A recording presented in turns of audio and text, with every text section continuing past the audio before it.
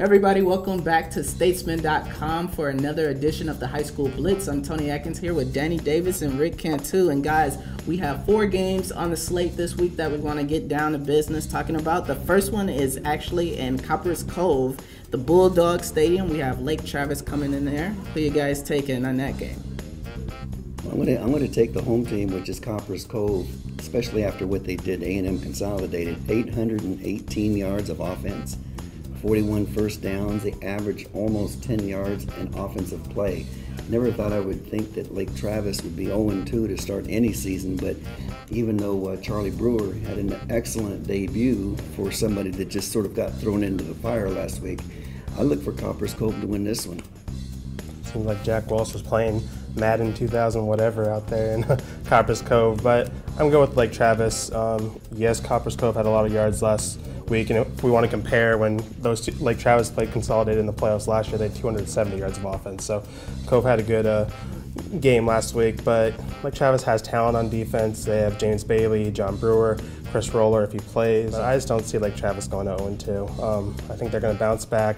They're going to win. Charlie Brewer's out there. He had a good game last week, and I suspect they're just going to do fine. Abe Willows is a star at the running back position, looks like, and I think Lake Travis goes out and gets a win on the road. We head over to Pflugerville, where we have Leander coming off of a nail-biting loss to Killeen. And Pflugerville was also in a nail-biter, but they won their game 14-13. Who are you guys taking in this one?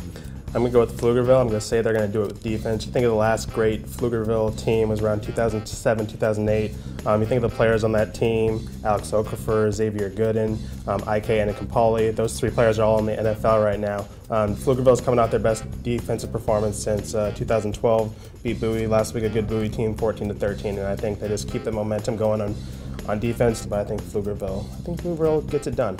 Well, these are 2 of the oldest teams that really do not like each other. They were in the same district forever and ever, it seemed. Zach Milner, big play guy for Pflugerville, especially at the end of the game last week. I'm going to go with Leander. Leander lost a close one that they could have won. Brandon Hopp, excellent quarterback. He's one of those quarterbacks who can really throw the football. One of the returning players that could emerge as one of the best all-around passers in the city. I'm going to go with a field goal, Leander by 3. Okay, all right. Now we head over to Gupton Stadium, Vista Ridge versus LBJ. Both teams won their first game. Who moves on to 2-0? I'm going to say Vista Ridge is going to win this one. Anytime a team scores 4 times on defense, they're good on both sides of the football. Avery Jackson, outstanding quarterback for LBJ, but I don't think it's any one person's going to win a game anyway. I just like Vista Ridge. They've been on the cusp of being good for a few years. Maybe this is the year that they make some noise. You know, when you see a box score like Vista Ridge had last week and 3 defensive touchdowns, that shows your defense is playing well, but it also shows the other teams making a lot of mistakes. And I just don't see LBJ making that many mistakes. LBJ is coming off a 4-6 season, but they were actually pretty young last year. They used 7 freshmen in their playoff game against Rouse. So I think LBJ, this is their year to maybe surprise some people, and I'm picking them to beat the Rangers. All right, we head over now to Bible Stadium, where Cedar Park will be hosted by Rouse. Danny and I went to the Cedar Park game, and they put up a really good fight against Lido last week, but both teams are coming off of losses. Who gets their first win this week?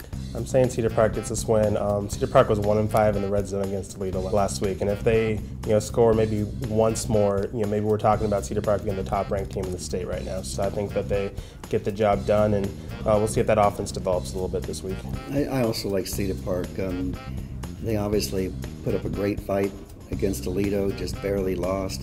A little surprised by how inept the Rouse offense was last week. Only 4 first downs against an outstanding San Antonio Brennan team, the same Brennan team that beat them in the playoffs last year. But I thought this was a more experienced Rouse team. They just didn't get the job done last week. Now, can they bounce back? Yes, they can. They're that talented. But Cedar Park, they've got one of the best defenses in all of Central Texas. I'm going to go with the Timberwolves in a close one. All right, guys, those are the 4 games we're talking about this week. Keep checking back in at statesman.com to see what happens.